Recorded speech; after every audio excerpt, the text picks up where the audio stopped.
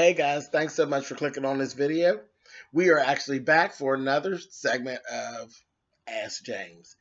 And actually this one is really special because this should have, in the grand scheme of things, this should have actually been the first of this series. But we're actually, I had to think about it. You know what I mean?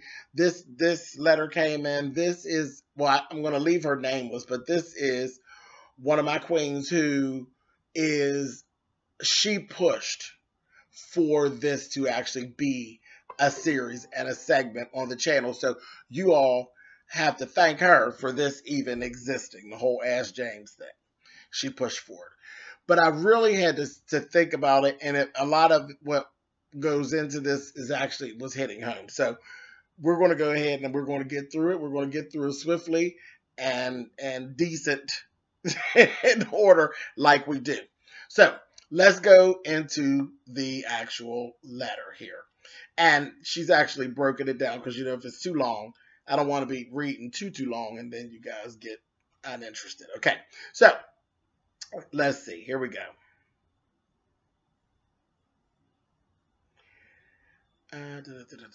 Okay, what are your thoughts on when a man that is almost 40 years old, I am 34 years old, who did not appreciate a great woman who stood by his side through and through the day,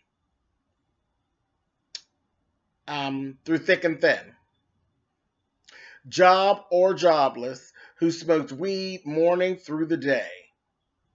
Now the family contacted me in February to tell me he has a driving job. Do you think a man will ever realize he allowed a great woman to just walk out of his life? Then wanted to end it after me leaving his home. After 2 years of dating. The breakup will be 9 months in May. However, now he has been sharing our Facebook memories in April after all these months, which I took off my page months ago. He does not contact me, and neither do I. You give the best advice, James, and thanks for your time. Okay, that's very simple because there was more and it was a lot longer. But you get the gist of it. They were together. He basically did nothing. She eventually got tired and she left. He basically wants to get back, and she's considering it. So let's be real. Let's talk real. We're going to talk a little bit about possible reasons why he is the way he is and why he's going to be that.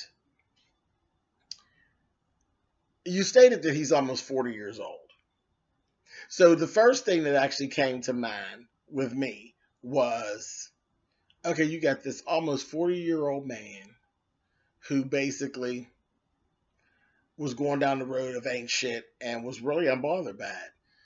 And when I say it kind of hit home with me, because it immediately made me think about the males in my family, okay?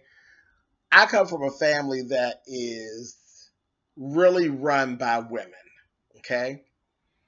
The men in my family have never been held to a high standard. They just haven't. I'm being very honest with you here. No, it doesn't make my family look good, but it just is what it is. See, there's times when I'm actually happy that I'm a little bit different. You know what I mean? I'm a little bit different. I'm a little bit more like the female side than I am like the male side because I see our male side. The men in our family have been coddled and controlled and taken care of by these women all the way to the point of their detriment. Okay? Literally, when I say I have a huge family and I have a handful of males that have ever done anything with their lives. Okay? And I'll go all the way personal, which is all the way down to my brother. And it's just the two of us. My brother has been coddled by my mother and smothered with her controlling his life and running his life and taking care of everything that he needed taken care of to the point of his detriment. And it's pathology. You go back. It was the same thing with my uncle. My grandmother had 2 girls and a boy. Same thing with my uncle. My uncle never became anything. He was never even slated to become anything. And you could go back I can go back and keep going back all the way to we get to my great-grandparents. The women in this family have always done what needed to be done to keep things moving. They've taken care of these men the same way they've taken care of their babies, and it's been to their detriment. Generation after generation after generation after generation. And I think this is what you've walked into. And yeah, he's working now. How long is that going to last?